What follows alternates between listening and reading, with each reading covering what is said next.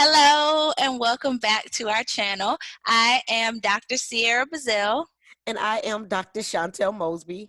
and today we are bringing you a video entitled Don't Misbehave, because we believe that a parent's behavior can directly affect the way that your child behaves and interacts with other people. Most definitely. Oftentimes we hear people say, well, my parents did that to me, or my parents used to say those things to me, and I turned out just fine. Or did you turn out just fine? You have to be mindful of the things that you say to your kids and what you say around them. Even if it's not direct to them, we still have to be mindful of the things that we say because we have different personalities and different characteristics about ourselves. So something that may not have hurt you because your parents said it to you does not give you the right to say those things to your child because your child may not be able to accept things the way that you accepted those things when you were being raised. Absolutely. My husband and I like to joke sometimes in saying that our generation kind of had to be mentally tough.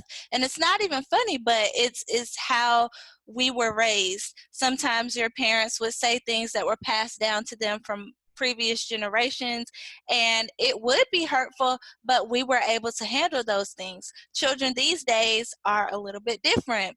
Their brains don't work the same way. Science has even proved that, and their emotions are a lot stronger than Yes. ours were. So we have to be very careful and be very mindful of what we're saying and doing to and with our children, because it can be detrimental to them, whereas it may not have affected you at all.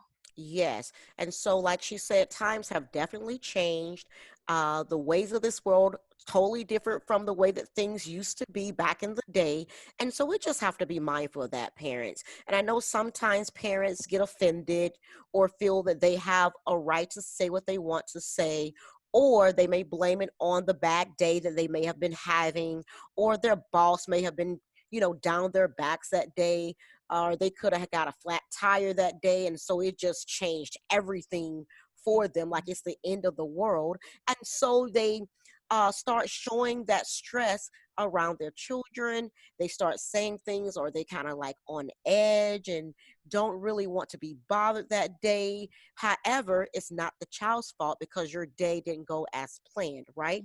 We Mhm. still have to be mindful of our actions. We have to be mindful of our attitudes and just be mindful of these things because this could affect the child's learning ability. This could affect the way the child thinks. The child may be in an environment that's not comfortable for them or that's kind of hostile for them. So we just Mhm. want you parents to make sure that you create as well as a safe as well as a loving environment for your children so that they can succeed and be all that they are called to be. Absolutely. And a few things that you can do in order to create this environment is to reduce your stress level. Lots of times we as parents, we deal with a lot. We have a job, you might have a second job, you may have to do a lot of extracurricular activities with your children. So you're ripping and you're running every day, and you don't have a lot of time for yourself. This can cause you to be stressed. It can cause you to have hypertension. And if you don't get these things in check, it can lead to other issues in the future. So some things that you can do are to practice meditation, learn how to breathe, do things that will help you to feel better, to feel less stressed, so that you can now interact with your children properly. And Dr. Sierra, one thing that I like to do, I like to take long baths. Mhm. Long baths where I can relax, have on some nice music. Lots of time I'm in the dark. And so it just helps me to just detox myself and just kind of remove everything that may have happened earlier that day so that I can just release those things and just my mind can become clear. And so sometimes I even meditate that way. I just find that peaceful place. So some people feel that meditation is hard, but it's really not. Meditation is just a place that you'll be able to practice some proper breathing techniques as well as just releasing all the toxin, all the things that may have been a little hectic that day for you. Just Mhm. find a place to relax. And you could also add some essential oils and some different things as well in that long bath, or take some salt baths to make things so much better for you. And it'll be uh, a life changing experience where you'll be able to deal with the stress as well. Absolutely. Another thing that you can do is to make sure that you point out your child's wins and not just their failures. A lot of times, we as adults, because we have gone through childhood and we've been beat up and banged up by other people's words, we tend to do the same thing with our children. We'll say, oh, you didn't do this and you didn't do that, and would you pick that up? And why did you get this grade? And we fail to even celebrate the little wins. Well, you did this perfectly today. You got an A on your test. Great job. You picked up your clothes off the floor. Thank you so much.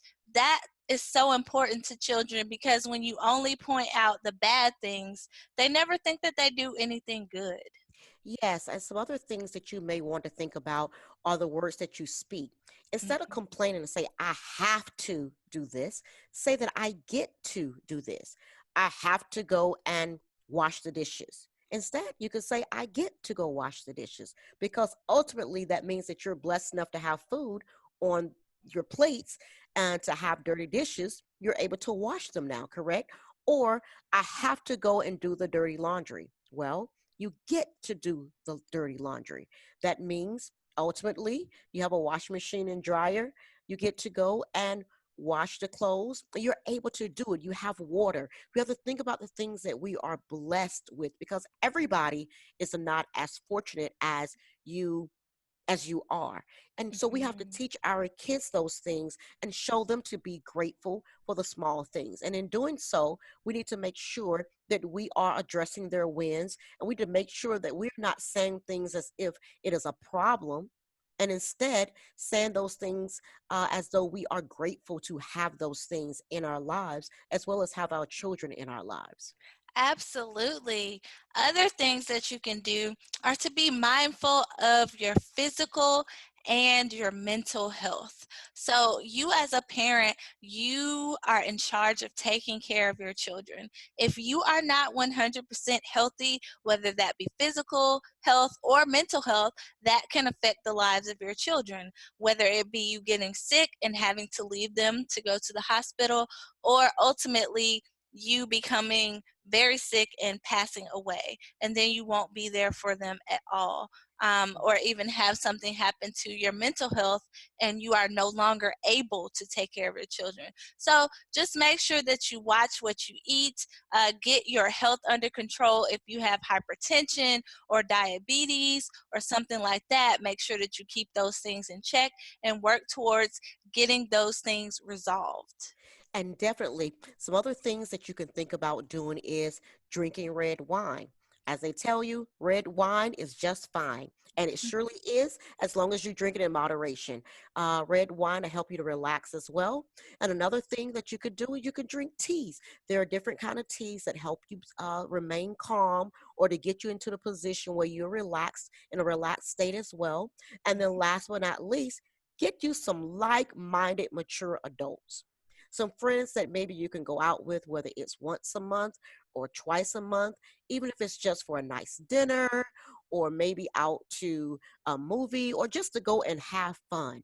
Because sometimes we get so weighted down with our busy 8 to 5 jobs, then we have to deal with our children from 5 to 9 and make them a priority of the things that they need. So sometimes we need some other adult time as well.